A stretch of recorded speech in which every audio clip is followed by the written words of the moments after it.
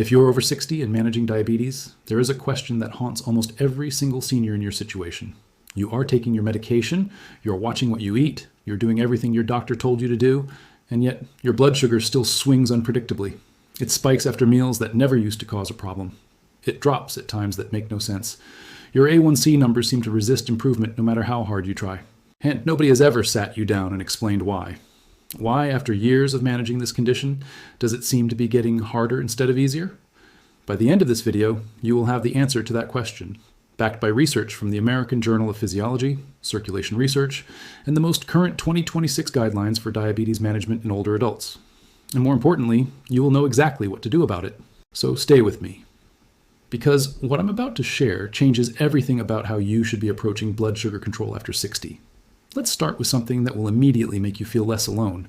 According to the third National Health and Nutrition Examination Survey, more than 20% of adults between the ages of 60 and 74 have type 2 diabetes, and another 20% have impaired glucose tolerance, meaning their blood sugar regulation is already compromised even without a formal diabetes diagnosis. That is nearly half of seniors in that age range dealing with some form of glucose dysregulation. And the research is absolutely clear on why aging itself, independent of diet, weight, or medication, causes fundamental and measurable changes in the way the human body processes blood sugar. Changes that make everything harder. Changes that most doctors never take the time to explain to their patients. And once you understand these changes, the struggle you have been experiencing will finally make complete sense. So let's go through the real reasons. The biological, physiological, hormonal reasons. Why blood sugar becomes so much harder to control after 60. Because there is not just one reason. There are several, and they all work together to create the perfect storm of glucose instability that so many seniors experience every single day. The first and most fundamental reason is the decline in insulin sensitivity. Research published in the American Journal of Physiology confirms that glucose tolerance progressively declines with age, and that insulin resistance, the condition where your cells stop responding efficiently to insulin signals, is a core feature of aging itself. Here is what is happening at the cellular level. Insulin is the hormone that acts like a key, unlocking your cells to let glucose in from the bloodstream. When you are younger, that key fits the lock perfectly. But as you age, the locks change. The insulin receptors on your cells become less responsive, less efficient, and less numerous.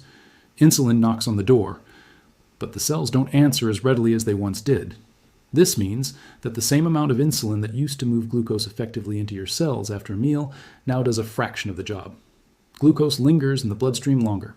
Blood sugar stays elevated for longer after every meal, and the entire system that was designed to regulate your glucose levels smoothly and efficiently becomes sluggish and unpredictable. But here is what makes this particularly frustrating for seniors. And this is the part that shocks most people when they first hear it. Your pancreas, in response to this growing insulin resistance, is supposed to compensate by producing more insulin. In younger people, this compensation works remarkably well. The pancreas detects rising blood sugar and ramps up production. But research from the American Journal of Physiology specifically shows that in older adults, this compensatory mechanism is impaired. The beta cells of the pancreas, the cells responsible for producing insulin, become less responsive to glucose signals with age. They don't ramp up production the way they should. And critically, the pattern of insulin release becomes disordered. Research from Circulation Research confirms that healthy insulin secretion happens in precise rhythmic pulses. Rapid pulses every 8 to 15 minutes, and larger pulses every 60 to 140 minutes. After 60, these pulses become smaller, less frequent, and less orderly. The result is a pancreas that is both less sensitive and less capable of the surge responses that blood sugar control demands. Are you still with me? Because the second reason, blood sugar is so hard to control after 60, is one that almost no one talks about, and it may be the single most underestimated factor in senior diabetes management. It is the loss of muscle mass. Research consistently confirms that skeletal muscle is the primary destination for glucose after a meal, accounting for the majority of insulin-mediated glucose uptake in the postprandial state. Your muscles are essentially the body's largest glucose storage and utilization organ. When you eat a meal and your blood sugar rises, healthy, active muscle tissue absorbs a large proportion of that glucose, using it for energy or storing it as glycogen. This muscle uptake is one of the most important mechanisms for bringing blood sugar back down after meals. But after 60, most people experience significant and progressive muscle loss, a condition called sarcopenia. Research cited in Frontiers in Endocrinology confirms that sarcopenia commonly affects people over 60 due to physical inactivity, poor protein intake, and decreased protein synthesis. And every pound of muscle lost is a pound less of glucose-absorbing tissue available to buffer your blood sugar after meals. This is why two seniors can eat the exact same meal and have dramatically different blood sugar responses. The one with more muscle mass will clear glucose from the bloodstream far more efficiently than the one with significant muscle loss. The third reason is the hormonal shift that occurs after 60. And this affects both men and women, though in different ways. Research published on aging and insulin resistance confirms that estrogen and progesterone in women directly affect how cells respond to insulin.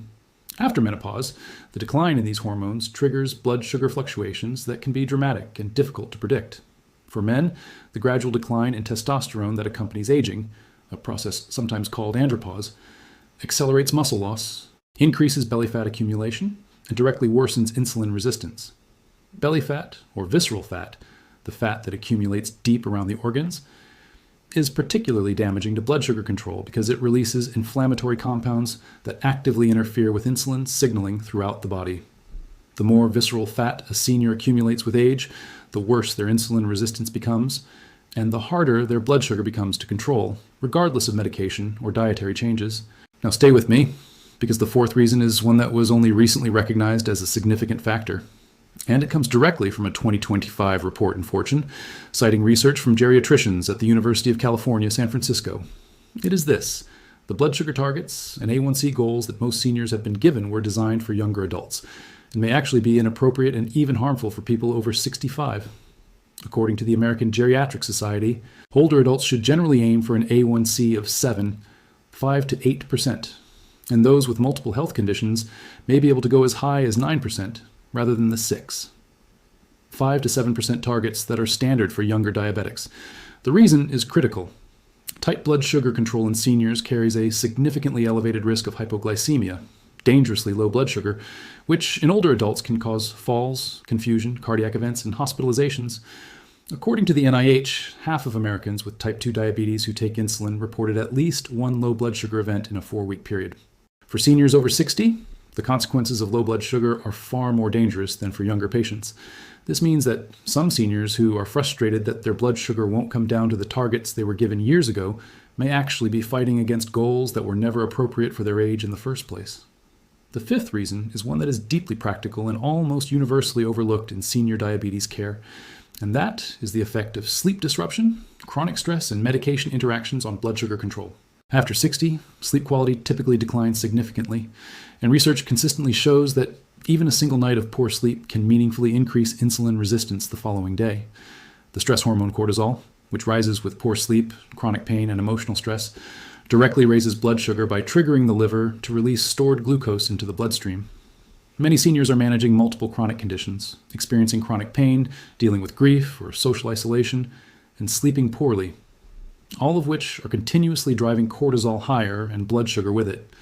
On top of this, many seniors are on multiple medications for blood pressure, cholesterol, pain management, and other conditions. And some of these medications, including certain corticosteroids, diuretics, and beta blockers, are known to interfere with blood sugar regulation.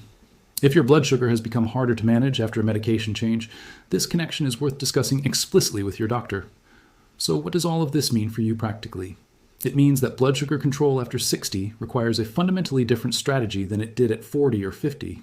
And that strategy must account for all 5 of the factors we've discussed.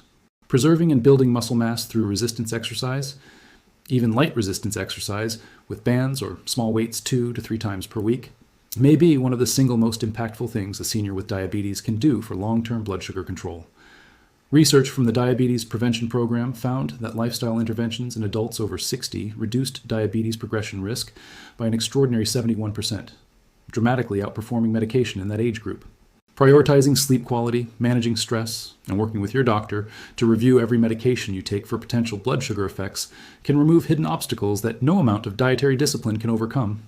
And having an honest, explicit conversation with your doctor about appropriate A1C targets for your age and health status, rather than simply accepting targets designed for younger patients, can transform frustration into clarity.